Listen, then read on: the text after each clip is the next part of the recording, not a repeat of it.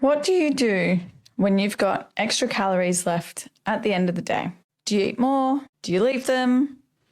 Or are you accidentally sabotaging your progress without even realizing it? In this video, I'm going to break down exactly what to do when you've got leftover calories, whether your goals are fat loss, muscle gain, or just staying consistent. So you can stop second guessing and start making small, smarter decisions. As an online coach, I see this mistake all the time with clients, either undereating and stalling progress or overthinking it and binging later. So I'm going to simplify it for you. Extra calories aren't the problem, but how you use them matters. A lot of people think leftover calories mean they've done good for the day, but that's not always true depending on your goal. Different goals require different approaches with extra calories. If your goal is fat loss, leaving a small buffer can be fine, but constantly undereating can slow your metabolism, impact recovery, and increase the chance of you overeating later. If your goal is muscle gain, not eating those calories can actually be holding you back from making progress. You don't have to force feed yourself, but you shouldn't ignore hunger. People swing between two extremes, either cramming food in at night just to hit the numbers or ignoring hunger because they think lower calories equals faster results. I used to think this too. I'd finish the day under my calories and feel like I was being disciplined. But what would actually happen is I'd wake up starving the next day, low energy, and eventually it would all catch up and I would end up binge eating at some stage, ruining whatever calorie bank I had. The consequence of not strategically using those calories led to fatigue, inconsistency, and rebound eating. So what is the sweet spot? Eat if you're genuinely hungry, but don't eat just to tick a box. Don't ignore your body either. Long-term consistency beats perfect numbers every day. So you're sat there thinking, I'm not that hungry, but I've got calories left. It's 9 p.m. What do I do? Or maybe you're the opposite. Maybe you're starving, but you're trying to be good and not eat them. People get stuck between these two extremes, and social media doesn't help either. You've got one side saying, hit your macros no matter what, and the other saying, just eat intuitively. It's confusing. There's way too much information out there. This is where structure meets awareness. Yet most people haven't built that skill yet. Your goal isn't perfection. It's learning your body while staying within a structure that fits your goals. The best thing to do with extra calories is eat them, or use them rather, strategically.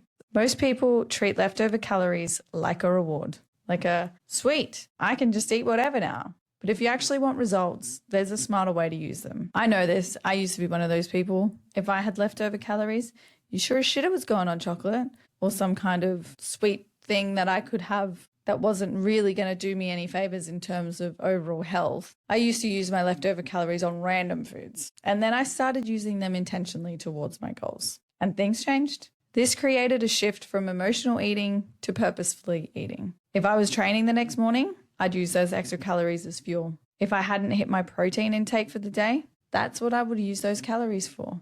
If I found myself having a big appetite at night, I would then build a structure that supported having an extra snack into my eating plan so I wouldn't be super hungry at night. The thing is you don't need more discipline. You need a better strategy. Nighttime is where most people mess up their calorie intake. I know that because I spend nights, and I mean nights on nights on nights, binge eating, overeating, restricting myself, not eating, bouncing around between like energy up, energy down.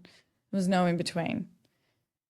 And let's be real, no one is struggling with extra calories at 10 a.m. in the morning. It's at night when you're tired, when your guard is down and you've been good all day. For me, nighttime used to be less about hunger and more about switching off. And food was the easiest way for me to do that. I would emotionally eat at night due to stress, boredom, uncertainty, and even sometimes now I find myself falling into those habits if I have a lot going on. But now I'm aware and I can pick myself up and readjust.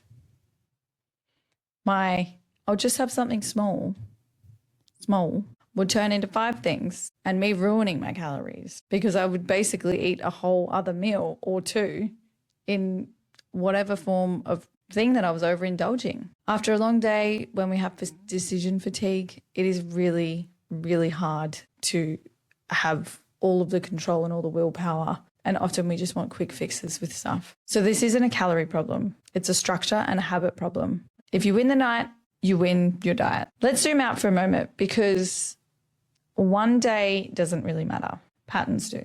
If you have one day where you have just had a binge or you have gone over your calories or whatever's happened, in the grand scheme of things, it is not going to matter.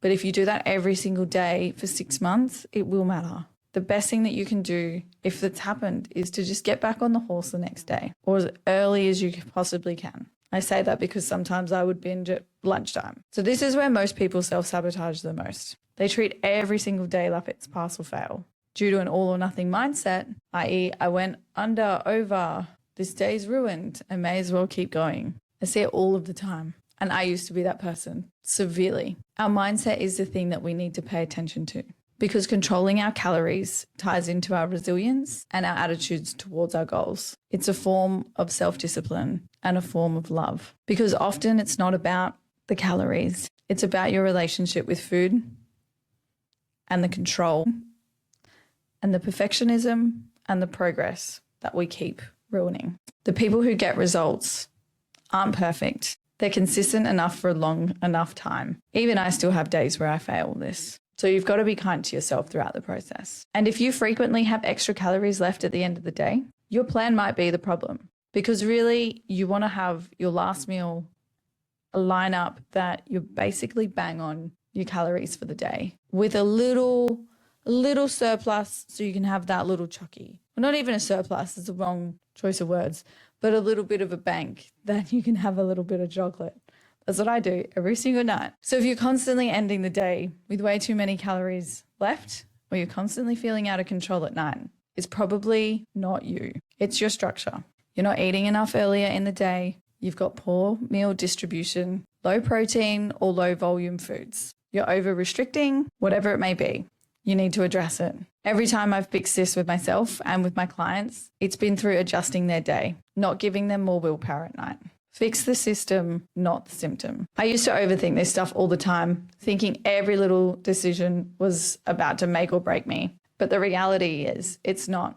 It's not about perfect. It's about having a system you can stick to majority of the time. And once you've got that, everything else gets easier. So if you want help building that for yourself, I've put a link below where you can book a free call with me and we can go over this step by step. And if you're in that phase of your life right now where things feel a bit all over the place, go watch my next video. That'll help you get back on track. Hit the like and subscribe. And if you've got any questions, I would love to hear from you. And I'll see you in the next one.